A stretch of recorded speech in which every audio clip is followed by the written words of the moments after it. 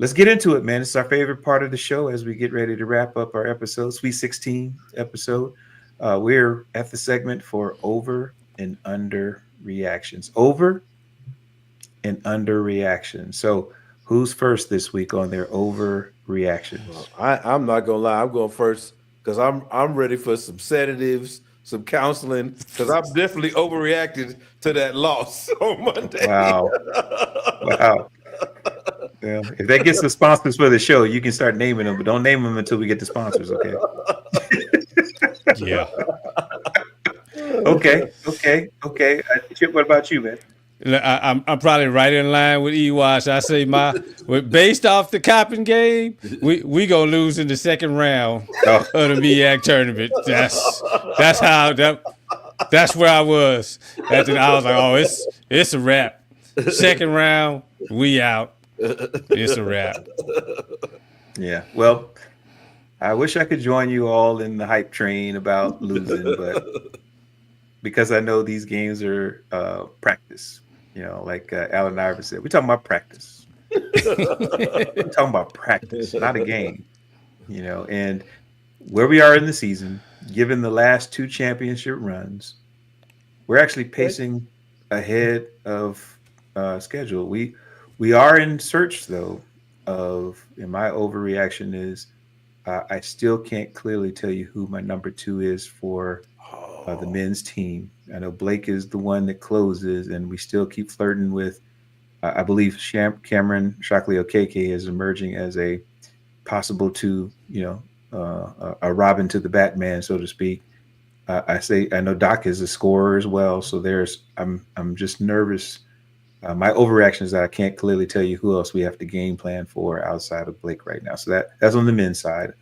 On the women's side, I don't have an overreaction other than the fact that I think we're going to be in the game on Saturday of the MEAC tournament, and we'll be deciding who gets to go represent the MEAC based on how the team is playing now.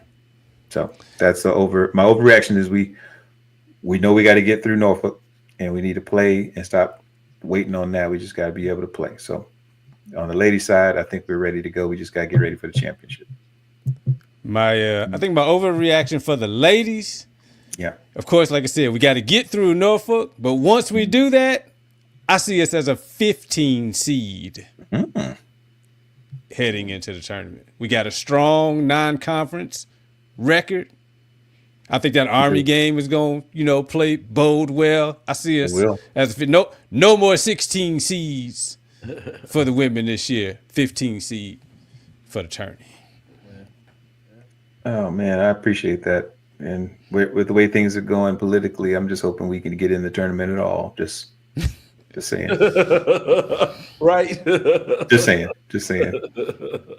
Well, anything with the ladies, E, for you? Well, we keep, once again, we're going to shout out the Washington Post for featuring Blake Harper and that, him being an NBA prospect and all that whole deal. But again, like what we talked about with our guests and UConn and things happen on both the men and the women's side, we got Destiny Howell as a legit WNBA prospect. We do. And that just kind of popped in my consciousness as, you were talking about that. I love that. Mm-hmm. I love it. I think if we go back and play the tapes, and we appreciate anybody who's been going back to see how this all started.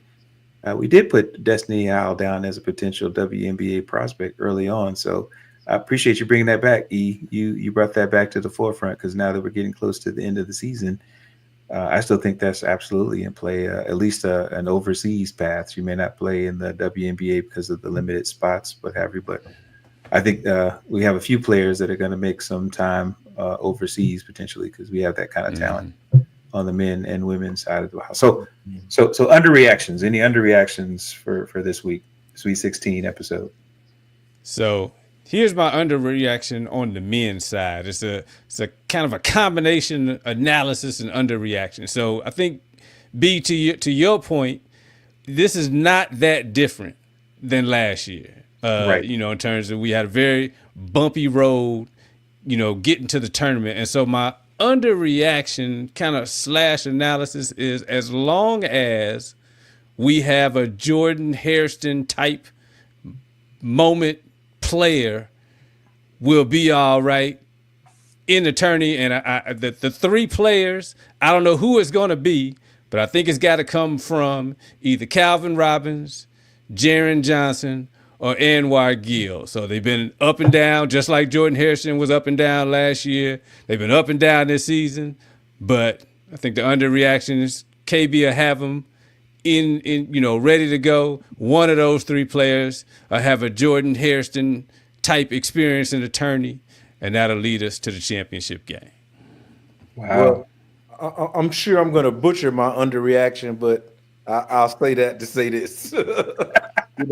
Since you brought up history, B, and we got so many young, unproven players, maybe if they don't know the history, they're doomed to repeat it. Oh, that was very smooth how you did that. That was smooth. That was smooth. I like that a lot. I like that. I don't know, so I'm gonna do whatever I gotta do. So this is good. This is good. I will join you all in the reaction column, because I do think that my underreaction is how I don't know how much longer I'm going to hold out for Anwar Gill to really be that guy.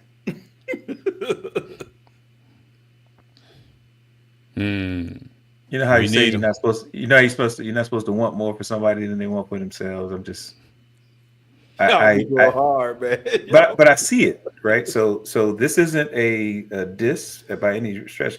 This is me knowing that my expectations of what I believe, and I've seen flashes of this from Anwar when he comes down and he can take over the games.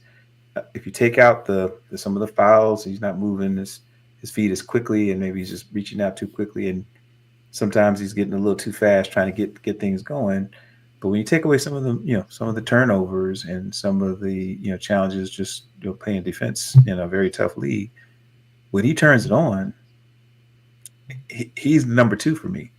We know, and E, you told us this when you talk about what's good for basketball, especially in tournament time. Success runs through the point guard. Mm-hmm. And I know you can have really good players and you got people who can handle the ball, but your point guard dictates your success. And we have a point guard on paper, as you've shared the stats with me, and I know, Chip, you share the stats with me all the time. Like, this guy's bigger than them other dudes. Put him in the basket. Put him in the rim.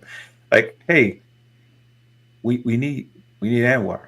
That's one of my look into the camera moments. Like, Anwar, we need you, bro. Gill with the will. Gill with the will, man. We need the will. We need the will. So that's my underreaction, because I don't know how much longer I could be like, man, it's almost there. It's almost there. So I don't have an underreaction for the ladies. They are following the formula. Mm-hmm. Shout out to Ty Grace and her amazing staff. They have molded yet another championship contending team. I am excited about how the team is blossoming at the right point, where we're getting scoring and production from every single person coming off the bench. So shout out to the team that just keeps moving forward, handling business.